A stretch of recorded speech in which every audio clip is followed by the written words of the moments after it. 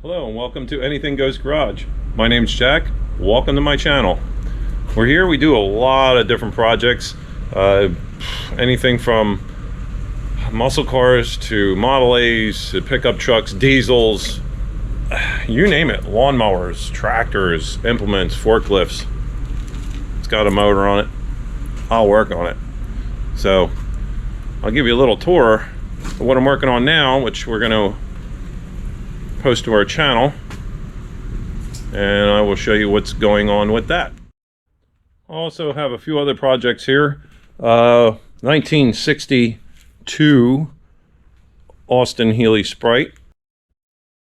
I rebuilt the engine completely, new clutch, all new brakes, new tires. My neighbor's going to do the interior, the windshield, and I have a little bit of electrical work. Right now we're having problems with the carburetors. The floats were hung up on them, and I had a couple issues, but otherwise it's almost ready to go. And from there we have this is my little cruiser, my 56 Chevy Bel Air. I will be installing an overdrive 700R4 in this. It's a Power Glide car originally. It's just got too many issues, leaking fluid, and it just doesn't want to stop. I've had everybody go through this thing, and there's way too many problems with it. So I want something a little newer, something a little better on fuel. It's got a 265 power pack small block in it. It's pretty much an original car. That's the original interior. She needs a little bit of work, but we'll get it going, and we'll get it done. This is a 1973 Plymouth Fury 3. It's a New Jersey State Police car. One of only one left of the existence. There's a 440 Magnum in it. Air conditioned, all that. All the lights, bells, whistles, sirens. Car was repainted and partially restored. Not 100% frame off, but it's a very clean car. My job was to swing a motor in this thing. It was used. So we're nursing that old used motor back to health.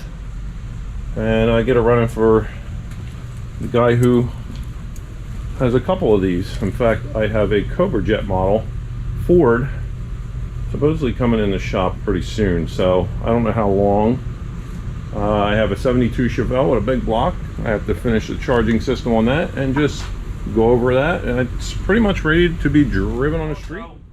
All the brakes are all done on this, got all new tires. It was roadworthy, it was used in parades, and one day it got a little warm, and blew head gasket. He didn't know it was, bottom end was going in it, so maybe one of these days we'll just pull this out, but I think we're just going to have fun with this for now, and we'll put the other motor in another day. So we'll see what happens. So what we have here is a 440 Magnum, pretty much stock. It's actually it's a 74 out of a California car. It was a parts car because the engine in this originally had spun a rod bearing and sent out to machine shop. Well, and again, like COVID and all that, everything kind of got back ordered with parts and whatnot, so it was gone about a year or two. So just take the parts motor and won't go through it. Of course, it had its issues. I resealed it and went through it, and we put it in here. I had it running. Sounds pretty good. I got a couple issues. Runs rich. A couple little leaks here and there. I'm fixing them up little by little. I got them squared away. But if I can find out how to hook up this 727 Torque Flight kickdown with this Edelbrock carburetor, I think will be good. I have to figure out the charging system on this thing. It's got more wires coming out of it. It's got an aftermarket, like a Motorola alternator on it, and the wires coming out of the harness are different. So I don't know exactly how to hook them up. I may have to try to find the original alternator and just wire it to the original setup. Until then, we've got our tighten belts up, just go over everything, all nuts and bolts, top off all the fluids, and we get this squared away, take it for a ride. Okay, we're back working on this state police car, this Fury 3. I removed the alternator that we were trying to adapt over to it. We're going to put the correct one on it, since this alternator was from a different year car, which was like 4 wires, Motorola. It was police car stuff. So I went to the correct one Doesn't matter, it's not in pursuit no more. It doesn't run all that accessories, it's not doing highway stuff, so we're gonna use this. We got this today, double pulley, and we're gonna see if we can make this work. And we got a little bit of work to do. Hey, welcome back to Anything Goes Garage. Today I walked into the yard after work and there was this nice little gem sitting here. A friend of mine called and says, I'm dropping off a nice little tractor you might want to look at and go over. Has a couple of issues, and if you could take care of them. So this is it. So what we got here is a John Deere 50 gas. It's a nice later restoration, pretty clean. Not 100% perfect, but a good pulling tractor. It was used in pulling, was used for braids, and it's basically going into a collector's shop. And I maintain a lot of these. We're going to put some new gauges in that. We greased it already. Let's see what else. He says it wasn't charging. It's got nice tires under it. He said just give it the once over and take it for a ride. Maybe put it to work for a little while. Okay. All right. I just got to make sure it's centered in there. Not offset, because you can. They give you enough room in there to screw it up. So if you ain't careful, well, you'll know when it fired up and all the oil spraying at the bottom. Let me just check the drain plug. I'm pretty sure I tightened it up. I think, yes, it was pretty tight. Okay. Drain plug's tight. Filter's tight. You don't have to go crazy with them. Okay. Now for some oil.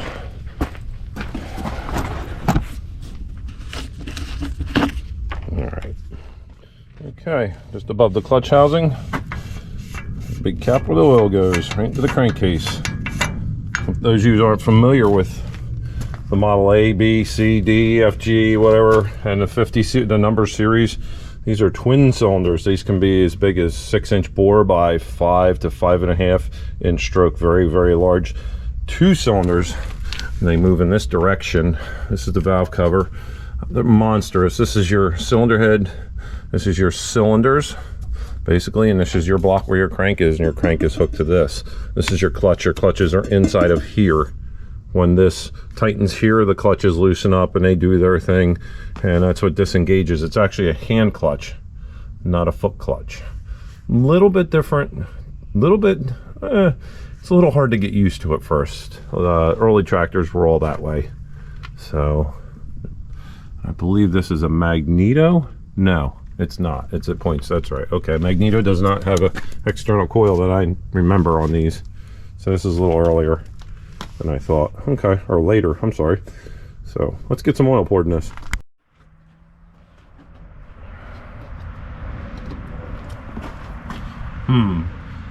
What do you think?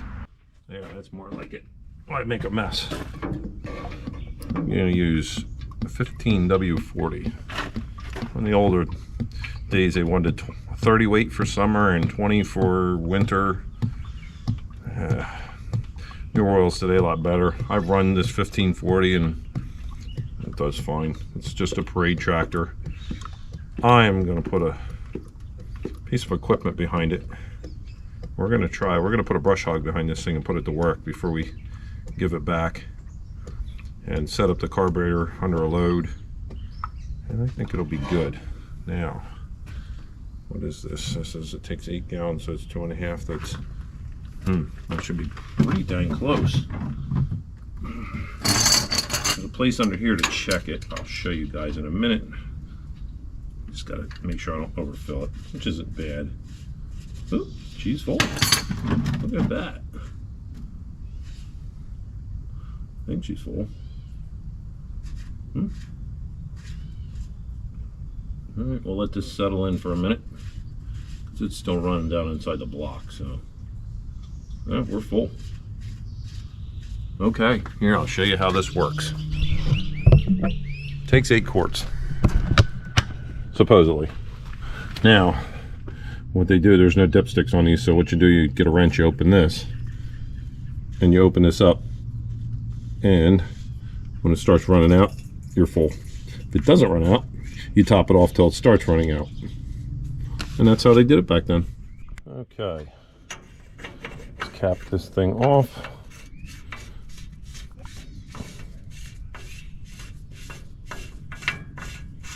Wow. Okay, we're gonna light this thing off and make sure nothing leaks. Would help if I took this off. Turn on the fuel. Make sure she's in neutral. It's neutral. It's good. Oh, key. Where is the key? Oh, there it is. What I think I might do is crank it over until we start building some oil pressure. Oh, there we go. This was that issue it's finally caught up to me. He says it wouldn't start. Well, guess what? I think it's now doing it. Bendix drive's bad. It worked fine all last week.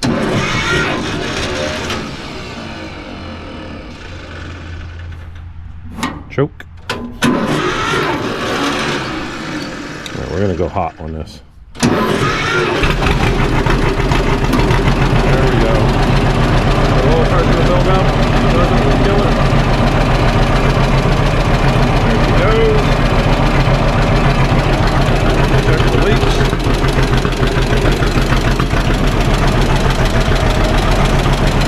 Very good. A little cold yet.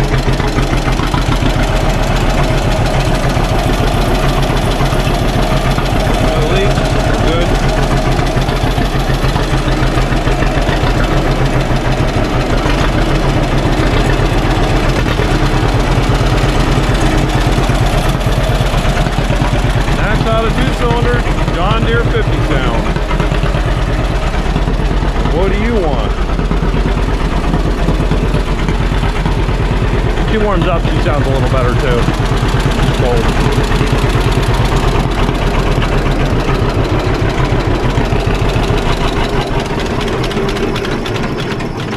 There you go. And we'll recheck the oil and wait for more parts.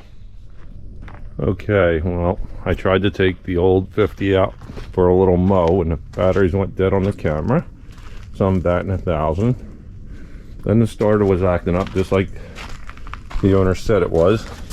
The Bendix drive kicks out, goes back in, and then it started shutting off because whatever's in that filter or in that tank, I have no clue what that is. Sealer, some kind of slime, but I'm draining the tank now and that's not looking good. So I guess I'm going to take the carburetor apart and I'm going to take the starter up to starter generator place and have it rebuilt. Okay, this just in. Brand new set of sneakers for the Farmall M. Got a brand new pair of 13.638s. Brand new tubes on the rims. Ready to go. So we're going to mount them on the tractor right now.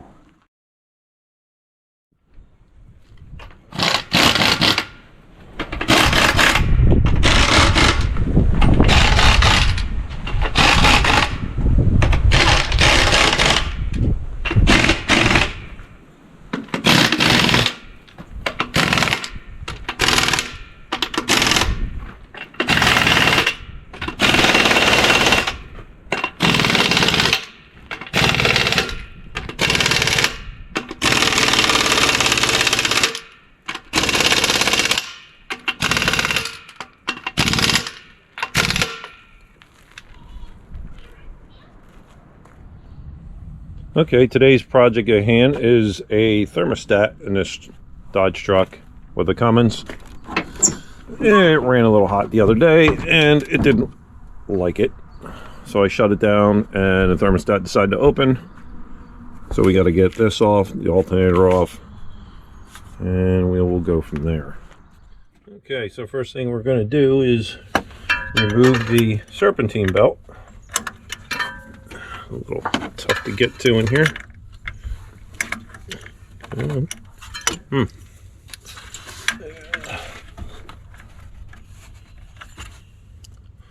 Just trying to get that clocked right. Wise guy, eh? There we go. There we go. This thing ain't been off in a while. And you untension it. We're gonna have to get some leverage in here. So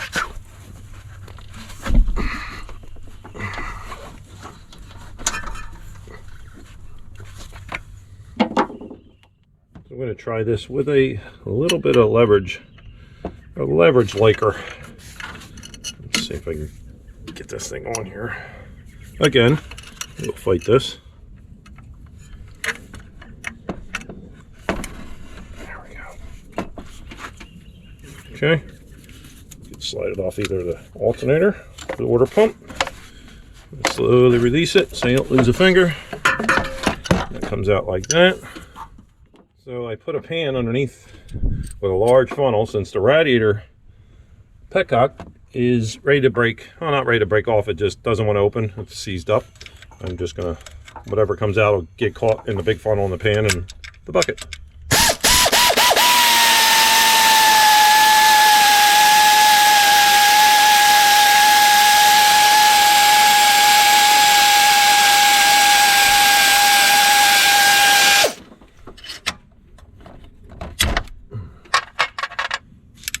Okay, I think we might get away with just tilting this out of the way, possibly.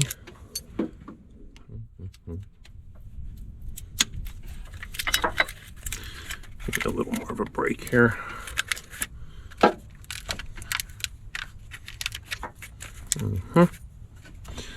That is a ground, and that's the harness for that.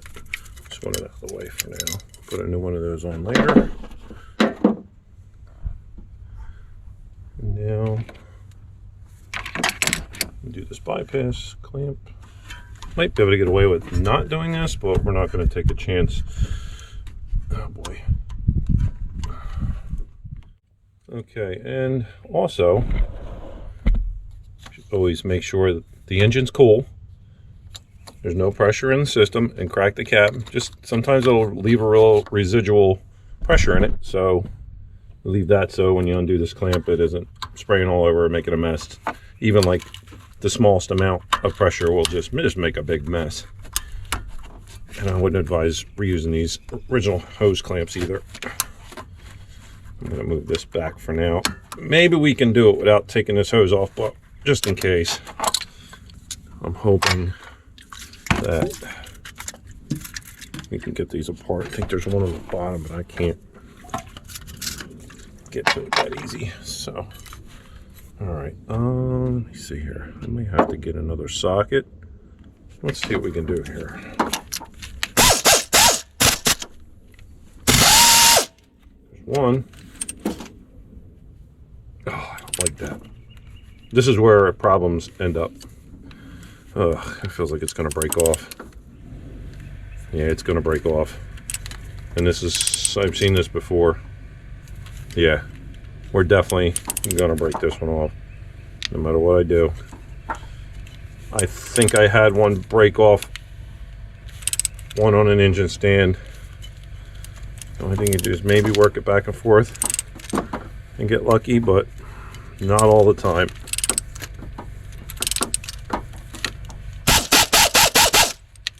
Get some spray back here. Okay. You use it, run it back and forth. It may come out.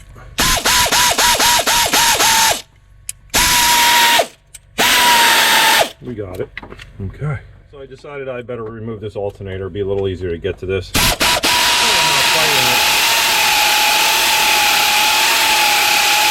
Oh gee, there's a nut on the other side.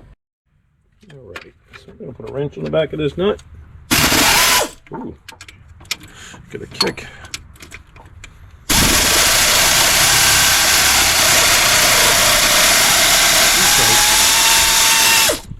And don't drop the nut back there either.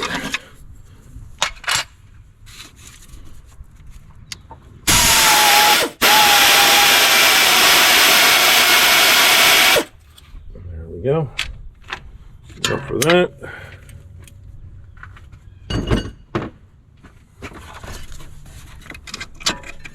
Yeah, I'm big on air tools when it comes to doing stuff and getting things done faster. The manual stuff is just, it gets old. Work smarter, not harder. But sometimes I always work harder. Don't want to get too lazy.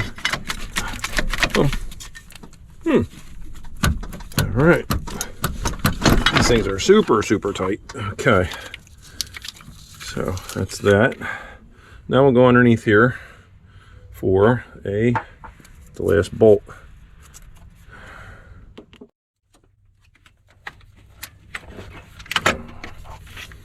Doing this blind. Gonna feel around. Ooh.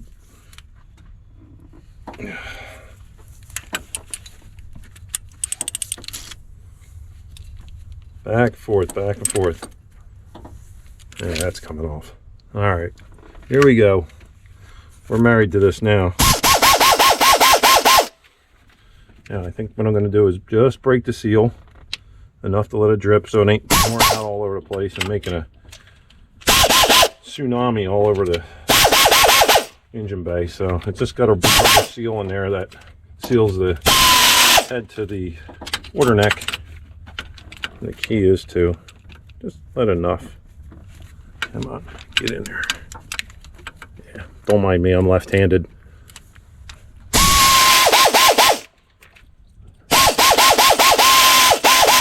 And we'll do is just let it trickle out for a bit. Let's check, make sure it's all hitting the pan. Yes, it is. All right, we'll let this drain for a few. Okay, she's pretty much drained out.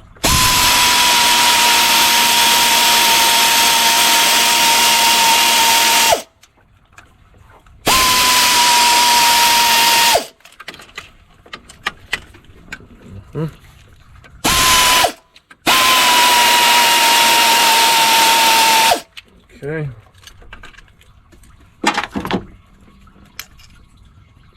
Yeah, I get a sealer on them. Also going, yep. Make sure I put something on them before I put it back together. And there's an engine lifting hook here.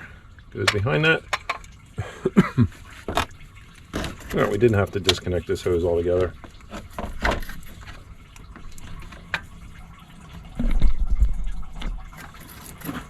All right, so this is our, we're still draining here. Wow. Okay. So the other thing I wanted to do is make sure that this sealing surface here is clear, clean, not all corroded. It's actually pretty nice. And then you have that lifting hook, which is sandwiched in between there.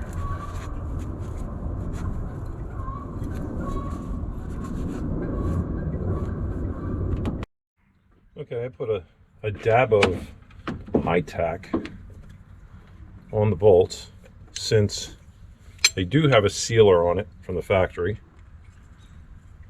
That's what I'm going to use.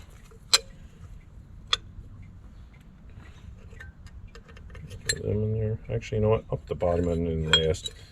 I feel like I'm all thumbs today. Do you ever have those days where you just feel like you've got two rights or two left hands and are just nothing but thumbs and they ain't fingers? I'm feeling like that right now. Okay. So we're going to scooch this out of the way. Come up underneath. Your thermostat's in. The seal's in. And just got to get one started here. Come on.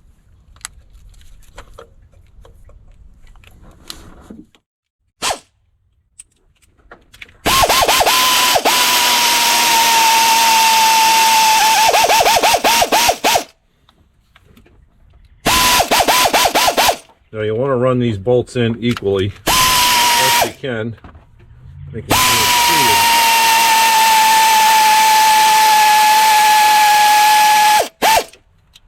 we got a bottom one here.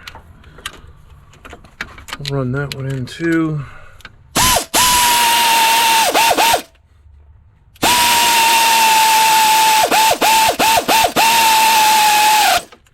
Okay, we'll just alternate around and around.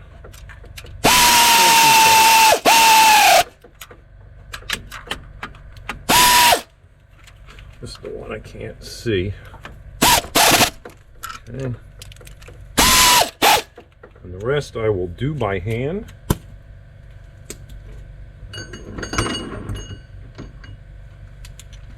Better safe than sorry.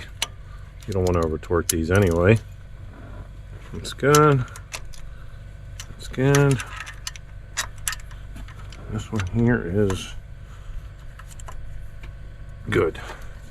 Alright, now I'll reconnect all my lines and my hoses. I gotta replace a hose clamp. Well, we're starting to lose some daylight here. I got home from work a little late today. We had to upgrade the old iPhone from 11 to a 13 because some of the apps wouldn't download. It was time. It was time. So, okay, I got some new clamps here. Let me switch that around. I'm gonna have to change these hoses anyway. I believe these are OE, original equipment pieces.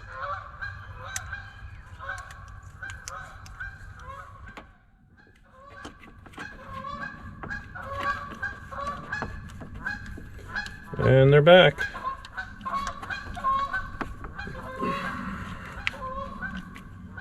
Okay. I think what I'm going to do now is I'm going to dump the antifreeze back in and make sure there's no leaks before I button everything back up. And maybe if there's a leak, which I doubt there should be, we'll see it. Okay, so I put some antifreeze in. It didn't take it all yet. A good time right now to check your bearing on your water pump. Make sure it's not making any ground sounds or it's not leaking out the bottom or the bearing doesn't feel like it's bad. I'm gonna wipe off this pulley. Antifreeze and belts tend to squeak. It can sometimes ruin a belt.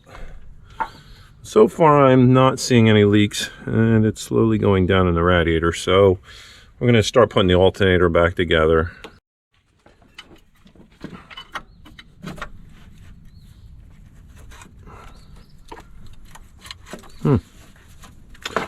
Oh wait. A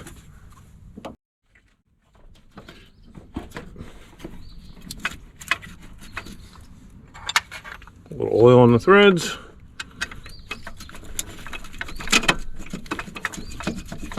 Have to wiggle her a little bit because this thing's, they're kind of tight. There it goes. It's all the way through. Now there's a harness on the back side, a clip that the nut holds the harness from kind of wandering around and chafing on anything. Oop, I pushed the bolt through. Okay, bottom bolt's in. Get this harness around here. And get this here like so.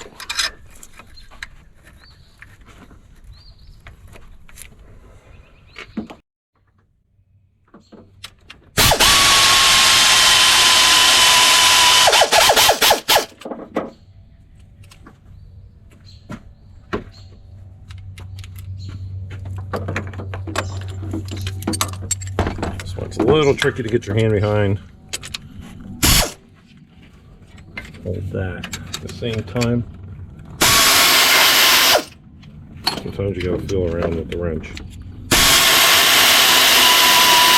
Oh.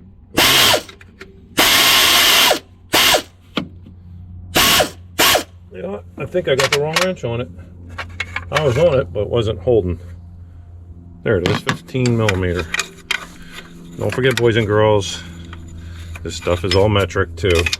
And there is some standard junk on this, but most of it's metric. And that's tight.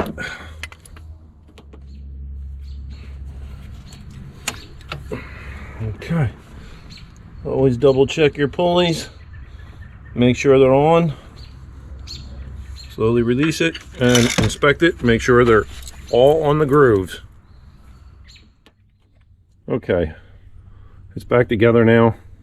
I washed off the pulleys and there was some residual antifreeze we spilled just to keep the belts from squeaking. I topped off the radiator, and what was left I put in the reserve can. So as this sucks this down, it'll pull out of here, and we'll just check the level once it cools off again. I'm going to run it for a little bit, not very long, because this thing takes forever. You actually got to pretty much drive this thing or let it run for an hour before it even gets up to temperature. So yeah, I'm not going to wait around. Nobody wants to watch that. So I'll fire this up and we'll just check stuff.